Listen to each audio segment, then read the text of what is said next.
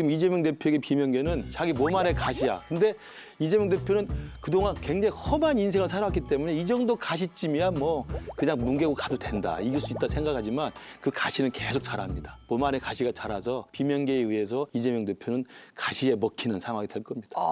비명계에게 이재명 대표란? 아픈 손가락 뭐 이런 표현이 갑자기 전 떠올랐는데 민주당에서 사실 이재명 대표 같은 미래 대선을 향한 큰 자산이 어디 있습니까? 그런데 이런 자산이 검찰의 부당한 정치 탄압적인 수사들에 의해서 상처가 계속 나고 있죠.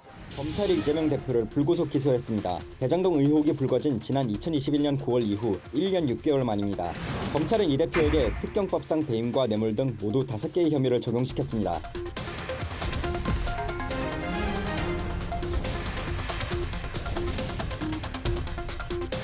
검찰의 정치적 탄압임이 너무나 명백하고 당이 단결하고 단합하는 모습을 신속하게 보여주는 것이 필요하다. 정치 탄압이라는 거에 대해서 뭐 부동의한다는 의견도 취합하신 걸로 아는데. 아니요, 그런 거 없었습니다. 그런 거 없었습니다.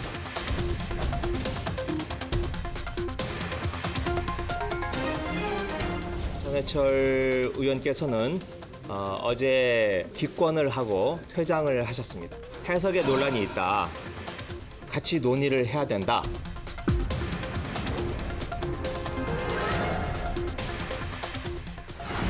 어떻게 된 건지 그 어느 분한테 여쭤봐야 제가 어떻게 된 거예요? 제가 설명을 간단하게 예. 하고 비판을 받겠습니다. 우선 첫째, 지금 전해철 의원의 이야기처럼 이 당원 80조의 해석에 문제가 있을 수가 있어요. 부패의 문제로 기소된 당직자, 여기는 즉시 직무를 정지하고 그리고 콤마하고 당무의 의결로 달리할 수 있다 이렇게 돼 있는데 이 두 문장을 끊어서 볼 거냐 연결해서 볼 거냐 이런 문제거든요.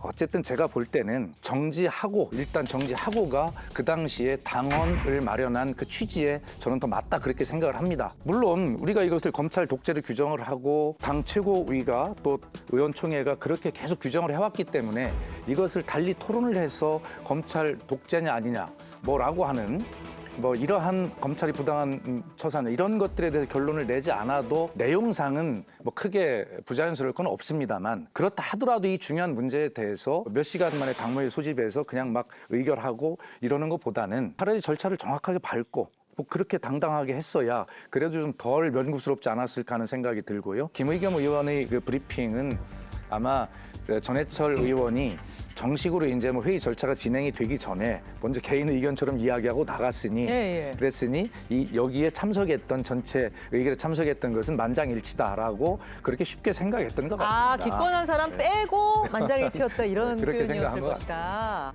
이재명 당대표가 어찌됐든 간에 제3자 뇌물죄하고 특정경제가중처벌법상의 배임죄로 기소가 됐잖아요. 그러면 그 당원 80조에 따라서 기소와 동시에 직무를 정지하고 당무를 열어서 정치 탄압이라고 자기들은 논의를 해서 구제를 해주면 되는 거예요. 그러면 직무를 정지하는 것을 단 몇 시간이라도 해놓고 하면 되는 거 아닙니까? 왜 그렇게 서둘렀다고 그러면은 김 교수님은 겁나는 거예요. 제가 볼 때는 직무 정지하고 만약에 7시간 만에 뚝딱딱 해갖고 구제를 해줬잖아요. 그 7시간 동안 직무 정지하는 때 그 빈틈도 저는 두려웠다고 생각합니다. 두려워서 그렇지 않고서 왜 이렇게 합니까? 기소와 동시에 직무를 정지하고 윤리심판원에 조사를 요구할 수 있다. 그리고 사망에 정치 탄압으로 여겨질 경우 당무위원회 의결을 거쳐서 달리할 수 있다고 돼 있거든요. 그러면 사항에 그렇게 징계가 풀리면 직무정지가 다시 풀린다고 돼 있어요. 그러면 법의 논리상 직무정지가 먼저 된 다음에 구제 절차를 하고 풀리게 돼 있는 건데 7시간만큼도 직무정지도 못합니까? 그 왜 그렇게 하는 거죠? 분명하게 직무를 정지하고 그리고 뒤에 윤리심판원 할 수 있다리 돼 있는데 할 수 있다가 앞에 문장 뒤에 문장 두 문장에 다 해당이 되느냐 아니냐의 문제 아닙니까? 그래서 그렇게 직무를 정지할 수 있다로 함께 해석할 수도 있는 부분이 있다는 거예요. 그러나 그렇게 해석이 가능하더라도 문재인 대표 때 이 개혁 당원을 도입한 취지를 보면 그건 분리해서 일단 직무를 정지하고 그리고 할 수 있다를 해석하는 것이 그렇게 좁게 해석하는 것이 맞겠다라고 하는 게 제가 인정하는 건 아니겠어요? 고맙습니다. 네. 그것이 두려워서 그런 게 아니겠느냐 김근식 교수님은 그러셨는데 왜 두려운 거냐면요. 회기를 하루도 빈틈을 안 두잖아요. 3일째 나도 회기를 열잖아요. 왜? 두려우니까. 근데 두려운 게 아니라 너무나 당연한 것이기 때문에 따질 필요가 자, 없어요. 두려워서냐, 당연해서냐, 뭐 이런 와중에 비명계의 반응들을 저희가 한번 모아봤거든요. 들어보시죠. 기소되자마자 몇 시간 안에 당무회의를 소집해서 이거는 정치 탄압이니까 당직 정지 안 하겠다 이렇게 발표를 해요. 이걸 이렇게 졸속으로 당무회의를 열어가지고 그냥 답정너 당무회의가 되면 국민들이 신뢰를 하겠습니까 이거? 이 제도를 수정할 때 제가 비대위원장이었지 않습니까? 일단은 직무를 정지시킨 다음에 복구시켰어야 되는 게 아니냐는 절차적인 문제는 이 사망, 예외로 한다는 조항의 정신에 맞지 않는 것이고요. 정말 뭐 철통 같은 태세. 저는 이 전반적으로 과유불급이다라고 생각합니다. 이 너무 이 방탄 쪽으로 우리 당이 고착화되는 거 아니냐 이미지가. 쫓기듯 허겁지겁 형식적 절차는 밟았다고는 하지만 그것이 정당성을 담보하는 건 아니거든요. 쫓기듯 그렇게 찌질한 모습을 보인 것이 영 상쾌하지가 않습니다.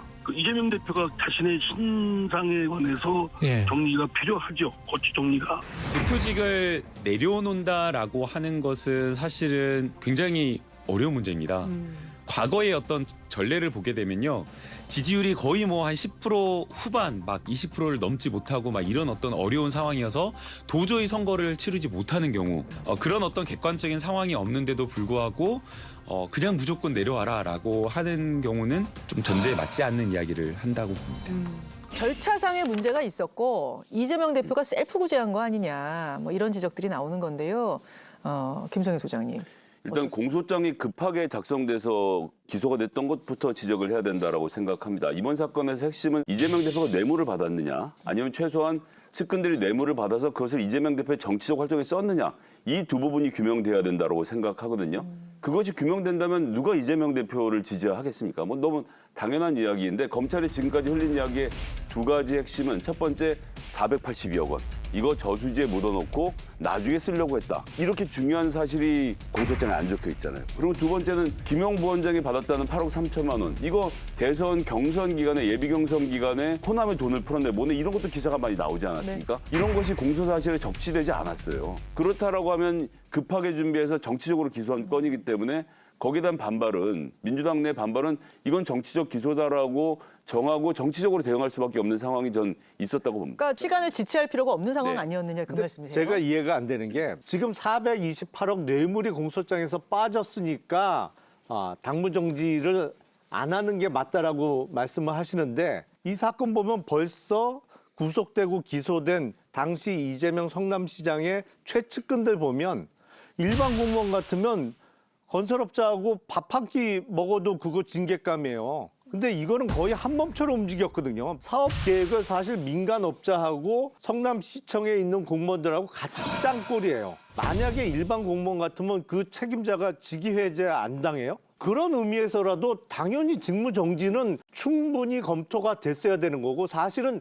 일반 공무원 같으면 벌써 직위해제가 됐을 만한 사안이죠. 근데 이거를 검토도 제대로 안 하고 셀프 구제해놓고 이게 맞다라고 주장하시는 건 정말 국민들이 납득하기 어려워요. 이게 지금 맞다라고 저희가 뭐 주장을 하고 있는 것이 아니고요. 그 내용을 가지고 좀 토론하자는 건 아니지 않습니까? 그 과정이 어땠느냐인데요. 이번에도 보면 428억 저수지 이런 거는 너무 선정적이어서 이재명 대표나 민주당의 치명타였거든요. 그렇게 중요한 핵심적인 사실을 증거를 확보하지 못하고 그래서 공소장에 쓰지도 못했다라는 것을 민주당의 구성원들이 알았을 때 아마 한동훈 장관이 노웅래 의원 체포동의안 설명할 때와 같은 분노가 있었을 겁니다. 그렇기 때문에 이것은 부당한 정치 탄압이다라고 하는 것에 대해서 쉽게 동의가 됐고 그렇기 때문에 그 절차를 자세히 따지지 않고 그냥 그렇게 쉽게 빨리 결정을 할 수밖에 없었던 그런 내부적 사정이 있었겠죠. 노웅래 의원과 관련돼서 짧게만 코멘트 하나만 하면요. 그러니까 이게 지금 90일 전입니다. 굉장히 급해서 구속해야 된다라고 했는데 기소도 안 했어요. 구속을 해야 될 만큼 사안이 시급하고 중요하다라고 본다라면서 그렇게 나와서 얘기까지 하고는 석 달이 지났는데 검찰이 왜 이렇게 타이밍을 갖고 장난을 치냐는 거죠. 자, 그럼 여기서 잠깐 뜬금없는 한 바퀴 좀 돌아보죠.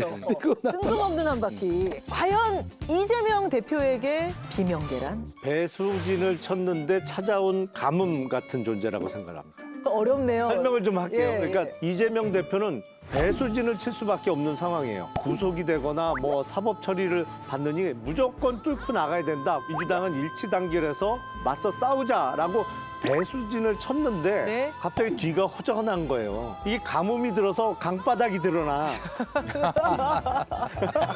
이게 배수진이 생각지 의미가 못했던 없어졌잖아요. 상황. 그러니까 퇴로가 열렸잖아요. 가뭄 같은 상황이다. 김구식 교수님. 이재명 대표에게 비명계는요. 몸 안에 가시 같은 존재예요. 그러니까 지금 이재명 대표에게 비명계는 자기 몸 안에 가시야. 근데 이재명 대표는 그동안 굉장히 험한 인생을 살았기 때문에 이 정도 가시쯤이야 뭐 그냥 뭉개고 가도 된다. 이길 수 있다 생각하지만 그 가시는 계속 자랍니다. 몸 안에 가시가 자라서 비명계에 의해서 이재명 대표는 가시에 먹히는 상황이 될 겁니다. 이야, 독하게 두 분 다 해석을 하셨는데. 자, 이쪽에 질문 드립니다. 비명계에게 이재명 대표란? 아픈 손가락 뭐 이런 표현이 갑자기 전 떠올랐는데 민주당에 사실 이재명 대표 같은 미래 대선을 향한 큰 자산이 어디 있습니까? 그런데 이런 자산이 검찰의 부당한 정치 탄압적인 수사들에 의해서 상처가 계속 나고 있죠.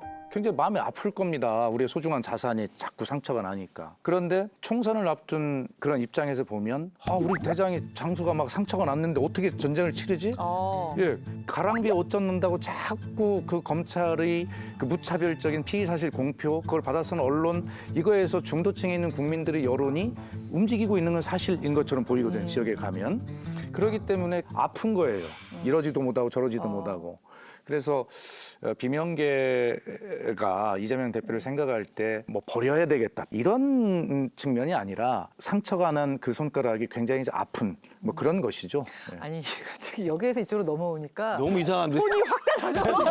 여기는 가시! 아픈 손가락. 굉장히 지금 바라보는 시각이 다르다. 자, 김성애 소장이 뭐라고 하실지 궁금해요. 비명계에게 이재명 대표란? 밥총무다.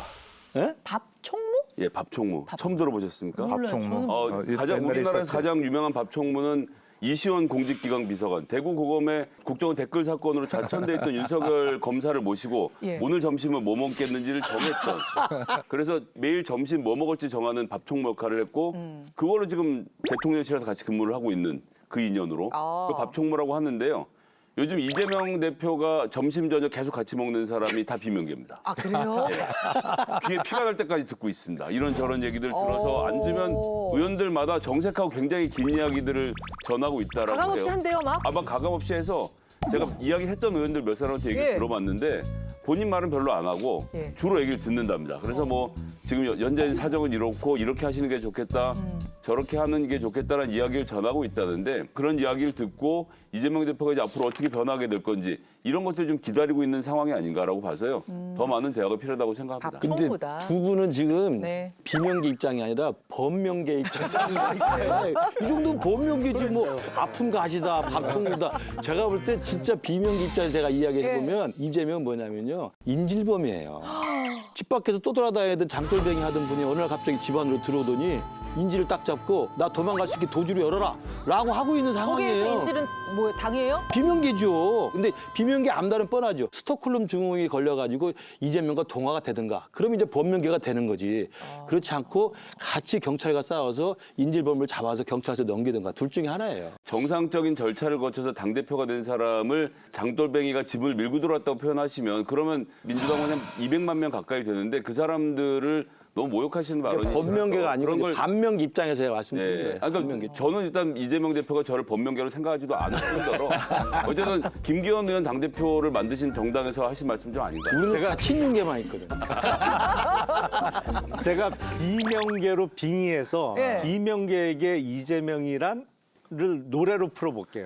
노래예요, 빙의를 이거는. 잘못하면 사고 나는 거 아니죠? 내 인생에 태클을 걸지만 비명계에게 이재명 대표는 내 인생의 태클이에요. 총선은 다가오니까 네. 공천도 받아야 되고 다시 국회 입성을 해야 되는데 이재명 대표가 있으면 공천도 아리송하고 더군다나 수도권의 현역 의원들은 이게 본선 승리가 의문시되거든요. 그 자칫하면 자기에게 태클이 걸리는 거예요. 그러니까 내 인생의 태클이지.